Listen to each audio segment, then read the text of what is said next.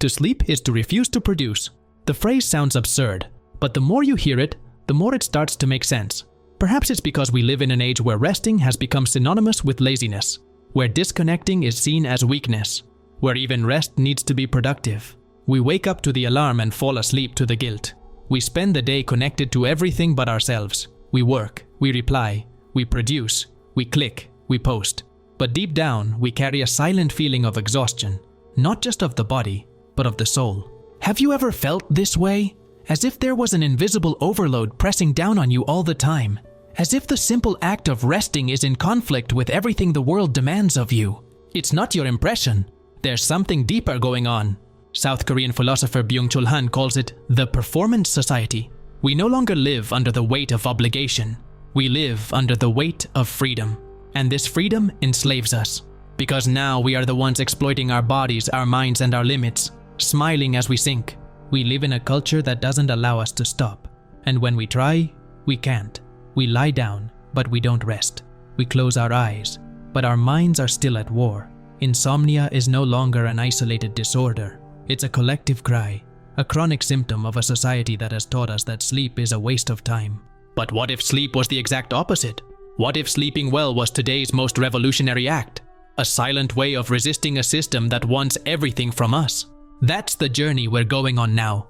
And it starts here, at the heart of the system, where everything is designed to keep us awake. Now, let's enter the fatigue factory. There is a subtle and brutal difference between being tired and being exhausted. Tiredness is natural, predictable, even welcome. Exhaustion, on the other hand, is ruin disguised as routine. And when it becomes constant, when we stop remembering what it's like to live with real energy, something bigger is at stake. We're not just working too hard. We're being driven into a state of silent bankruptcy. And the most disturbing thing is that this condition wasn't born by chance, but by a system carefully designed to look like freedom while imprisoning us. Byung-Chul, one of the most incisive philosophers of our time, calls this the performance society. For him, we are living through a profound historical transition. We have left the society of discipline, the one based on orders, norms, punishments, and repression, and entered a new regime of control, much more subtle, but infinitely more effective. The society where no one has to watch you anymore, because you do it yourself. Here, the subject is no longer forced. He forces himself. They are no longer controlled. They charge themselves. They are no longer punished. They become frustrated. And in the process, they become exploiters of themselves. The system has found an ingenious way to keep us producing endlessly. It has made us believe that full freedom is possible. And so, under the banner of "you can do anything," we were led to the altar of hyper-performance. The new morality is no longer linked to right or wrong, but to how much you yield, how much you give yourself, how much you are willing to sacrifice to achieve an ideal that never comes. This creates a kind of subjectivity that devours you from the inside. There is no longer a boss or external oppressor. There is a self that demands from the self, a mind that whips its own body in the name of unattainable goals. And this, according to Han, is the cruelest form of domination, self-exploitation disguised as empowerment. Chronic exhaustion, widespread insomnia, permanent anxiety, all these are the psychological symptoms of an economic and cultural model that transforms even rest time into a production asset. Think of the time is money logic. It wasn't just a metaphor for modernity. It has become the existential basis of the contemporary subject. When you're not doing something useful, you feel like you're wasting your life. When you try to rest, your mind reminds you of everything that hasn't been done yet. It's as if there's an invisible voice inside you repeating, "You should be doing more." And the most perverse thing is that this voice doesn't come from outside. It comes from within. Life has become a spreadsheet. We go to sleep with alarms, wake up with apps. We measure steps, calories, productivity, focus, concentration. And no matter how much data we accumulate, something always seems to be missing. Because human beings were not made to live by continuous metrics. We're not robots. But we have been convinced that the only valid way to exist is by performing. This has created what Han calls ego fatigue, an exhaustion of identity, not physical, but existential. You stop feeling human and start feeling like an unfinished project, a delayed update, a system in constant failure. The paradox is cruel. The more we try to optimize life, the less we actually live it. Productivity has become a kind of modern idolatry. It fills the void left by other narratives that once gave meaning to existence, such as religion, community, philosophy. Now we're left with performance, and with it, the eternal failure of not being enough. We live exhausted, but with the guilt of resting. We sleep little, but are ashamed to stop, as if resting were a cardinal sin, as if every hour off the job was a betrayal of success. But what they don't tell us is that this model is unsustainable, not just for the body, but for culture. A society that denies rest also denies reflection, and without reflection, there is no transformation. That's why mass exhaustion isn't an accident. It's a resource, a mechanism that keeps the gears turning. After all, a tired population thinks less, questions less, resists less. That's why exhaustion needs to be understood as a project, not as a personal failing, nor as an inevitable consequence of progress, but as the logical result of a structure that depends on our constant vigilance to continue functioning. And this is where sleep begins to reveal itself not as a weakness, but as a threat to the system. After all, what happens when exhausted bodies begin to refuse the call of the machine? When eyes that are open too wide start to close with awareness? That's what we'll find out from now on. Wake up, work, pay bills, sleep, and repeat it all over again the next day. Life goes by like this, and one day you realize that time has slipped away. Dreams were postponed. Opportunities went unnoticed. This happens because no one ever taught you how to see the game of life the right way. But there is another path. If you want to reach the next level, you need to access new knowledge. And that's exactly what you'll find in the White Rabbit Codes. This book will open your eyes to what is really happening. You'll understand why you keep getting stuck in the same cycles, learn how to escape autopilot, and start seeing the opportunities that were always there. And finally, you'll make decisions that truly lead to the life you've always wanted. If you feel ready for this change, the link is in the pinned comment. You'll be surprised at how simple it can be to increase your prosperity. Success is a decision. The choice is yours. At some point over the last decade, sleep stopped being a basic need and started being treated as a privilege, as if sleeping well was an achievement reserved only for the few who managed to overcome the avalanche of stimuli, worries, tasks, and notifications that assault us every day. The world no longer sleeps. It blinks, it lights up, it vibrates, and when the body asks for silence, the mind responds with noise. Insomnia, once considered an isolated disorder, has become a universal language. The world is too awake, but not alert, just restless. A chronic restlessness with no specific cause, but with increasingly intense symptoms. This new type of insomnia is not the classic "I can't sleep because something is worrying me" number. What we're seeing today is something deeper, a constant state of mental activation. Thoughts don't turn off. The mind keeps repeating the same circuits, like a browser with 50 tabs open. And even though physical exhaustion is present, it can no longer induce sleep, because the brain has been trained to operate in surveillance mode. It's as if we've hacked our own rest instinct. And the result is a cruel paradox: exhausted bodies that can't sleep. Recent research shows that levels of insomnia have increased dramatically over the last 2 decades. According to the World Health Organization, more than a third of the global adult population reports recurring symptoms of sleep disorders. And among young people, the figures are even more alarming. This is no coincidence. We have never been so exposed to light and cognitive stimuli at times when the body should be preparing to shut down. But what's even more serious, we've never been so caught up in the feeling that we're falling behind. The fear of losing something, an email, an opportunity, a message, an update, keeps the brain in a constant state of readiness. It's what psychologists call cognitive overexcitation, a technical name for a distressing reality. Even in bed, in the dark, with its eyes closed, the brain is in flight or fight mode. It simulates problems, relives interactions, anticipates scenarios, rehearses conversations. Sleep in these cases is not an automatic act. It's a battle. And the enemy is not outside, it's inside, fueled by the invisible pressures of the modern world. The role of social networks in this phenomenon is central. Endless scrolling isn't just entertainment, it's attention engineering. Platforms are designed to stimulate our dopamine system intermittently, unpredictably, and addictively. Every notification, every like, every message is a little jolt of excitement. And by repeating this cycle every day until bedtime, we teach our brains that the night is a time for stimulation, not for switching off. It's as if we're training our bodies to stay alert, even when everything around us says it's time to stop. In addition, there is a quieter, but even more destructive component. Constant comparison. Social networks are carefully edited showcases, and even if we know this rationally, emotionally, we are impacted. The mind begins to process, even without meaning to, the feeling that we're not doing enough, that others produce more, live longer, sleep less, and win faster. This generates diffuse anxiety, which seeps in at the end of the day and follows us to the pillow. The bed becomes a field of internal judgment. At night, it's a silent court, where you answer to the idealized version of yourself. That's why sleep has become a luxury, not because it's inaccessible, but because it no longer fits into the imagination of infinite productivity. Sleeping is wasting time. It's giving up income. It means being out of the game for a few hours. And that game never stops, ever. While you sleep, someone is posting, someone is investing, someone is getting ahead. This logic of absolute competition intoxicates rest time. And little by little, we naturalize insomnia as a way of life.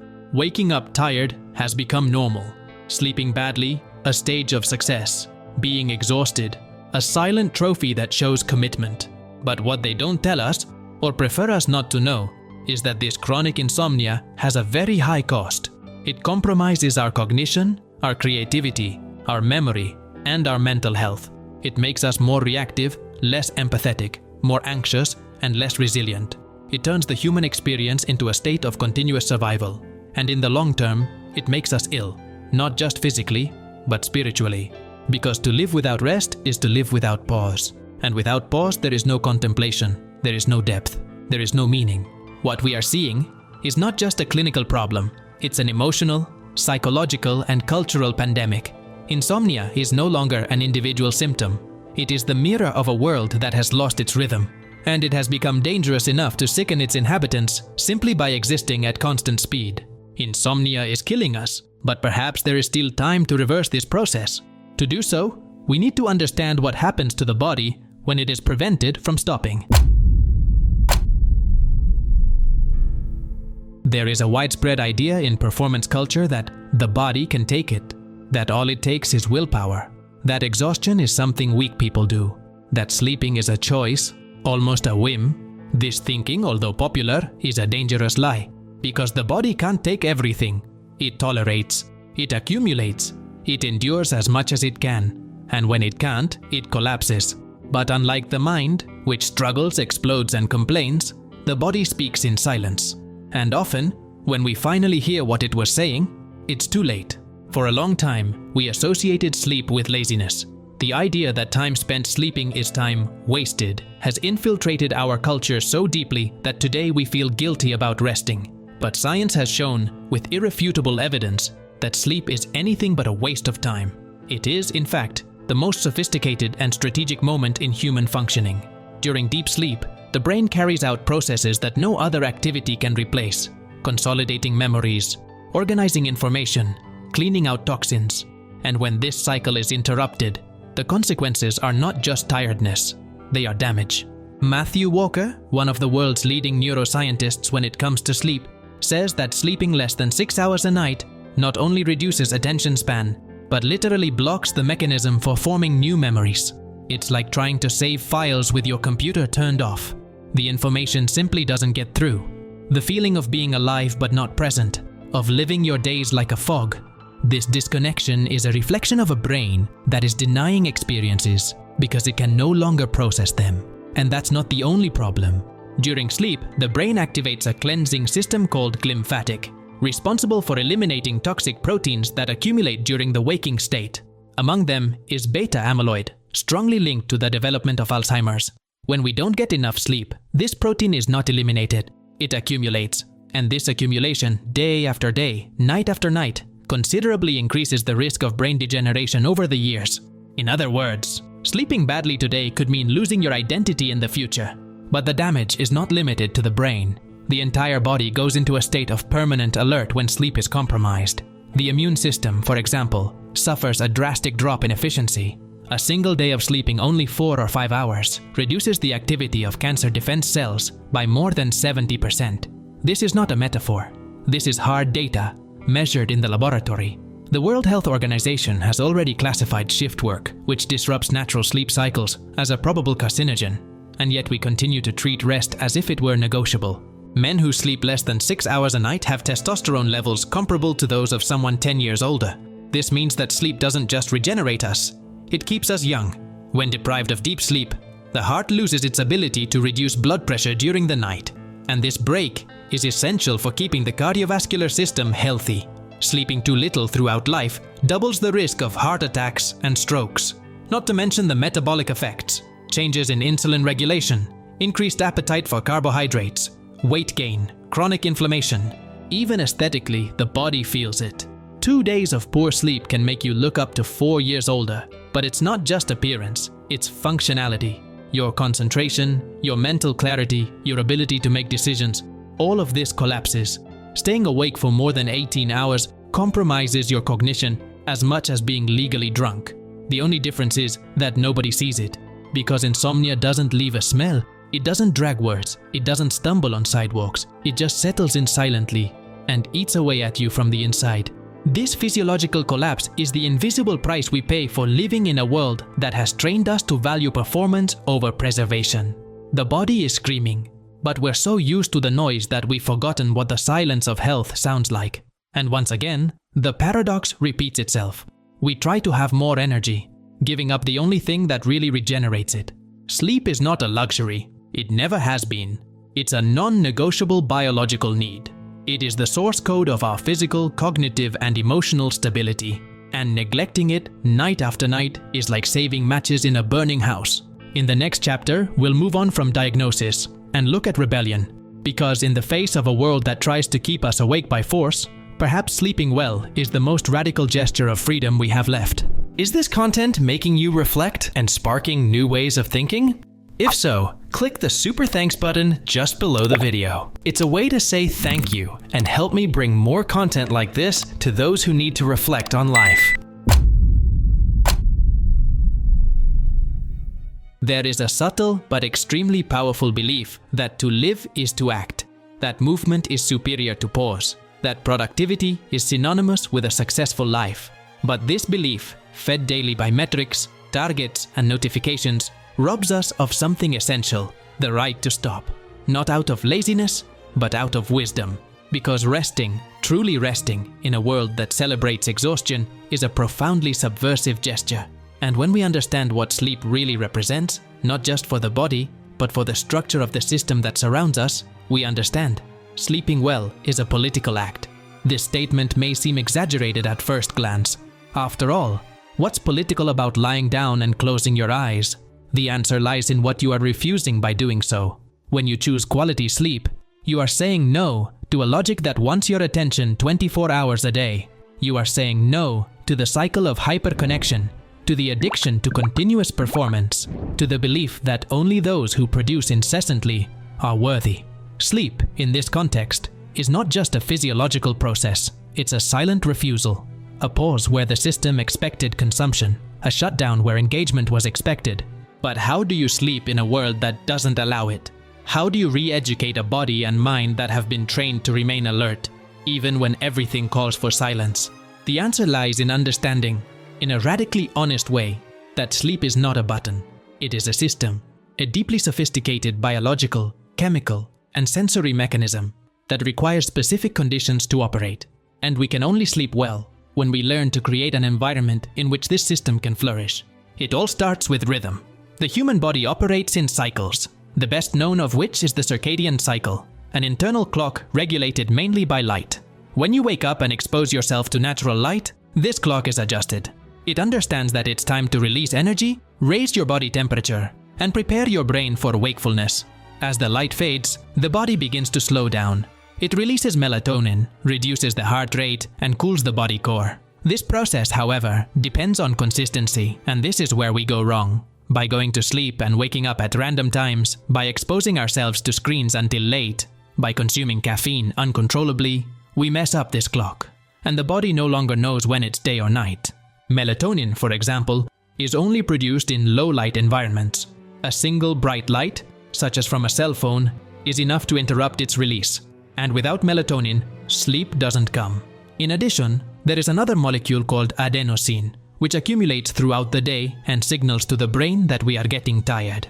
Coffee blocks adenosine receptors. In other words, by drinking coffee in the late afternoon, you're basically tricking your brain into believing that it's not time to rest yet. This works for a few hours, but it takes its toll in the early hours. This information is not trivia. They are tools. Because sleeping well isn't about trying to relax. It's about building the conditions for the body to naturally switch off. And that requires rituals. One of the most effective I've heard is from a friend who created a rest alarm. Every day at 9 in the evening, he turns on red lights at home, turns off his cell phone and picks up a small book. He doesn't read to learn. He reads to forget.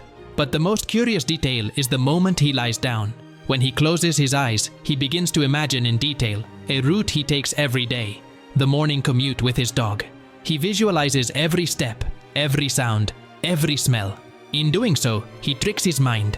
He takes the focus off his worries, his pending issues, his 1,000 open mental tabs, and within minutes, the body relaxes.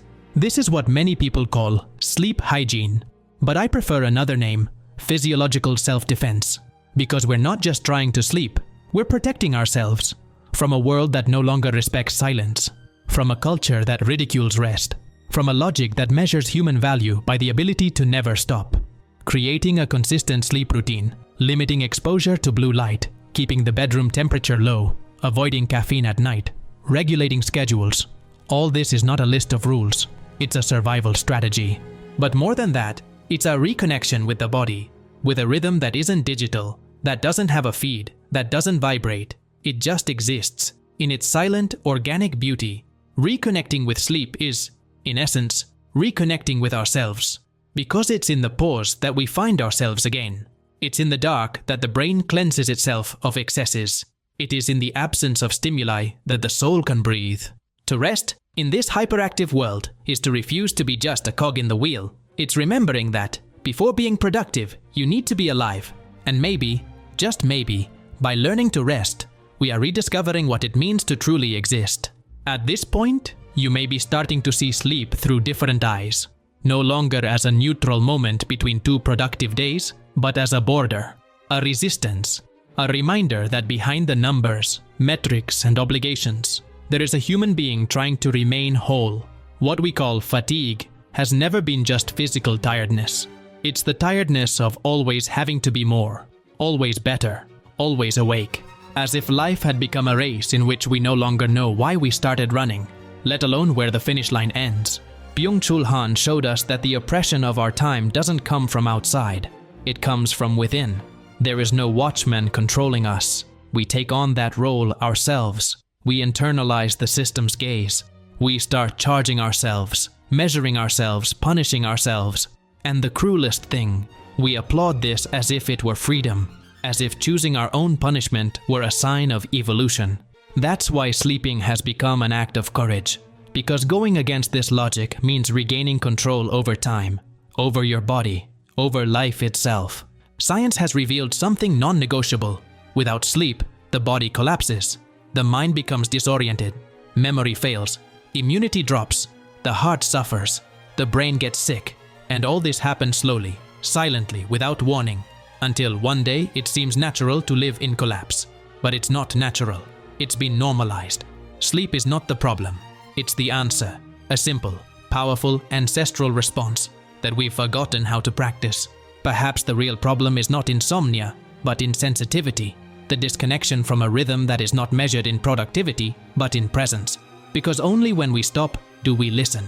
Only when we slow down do we feel. And only when we sleep do we allow ourselves to be reborn. Sleep is not just a biological process. It's a chance to restart, to cleanse, to forget what's noise, to remember what matters. You don't have to be part of the rhythm that destroys you. You can choose to slow down, to switch off, breathe, close your eyes, and not out of weakness, but out of wisdom. And in doing so, you're not running away from the world. You're coming back to yourself, to what is most essential. Because in the end, what the system fears is not tired bodies. It's the awakening of a rested consciousness. So the next time you're tempted to sacrifice sleep for productivity, remember, it's not you who profits from your constant wakefulness. It's the system that exploits you. And sleep, in this context, is perhaps your last freedom. The one that no one can take from you, unless you let them. If you've made it this far, you've already taken a step beyond most people. You're subscribed to the channel, you watch the videos, you reflect on every idea. Now the question is, how far do you want to take this? If you want to take the next step and truly apply this knowledge to your life, the White Rabbit Codes is ready for you. The link is in the pinned comment. Remember, success is a decision. The choice is yours. Count on me and follow the White Rabbit.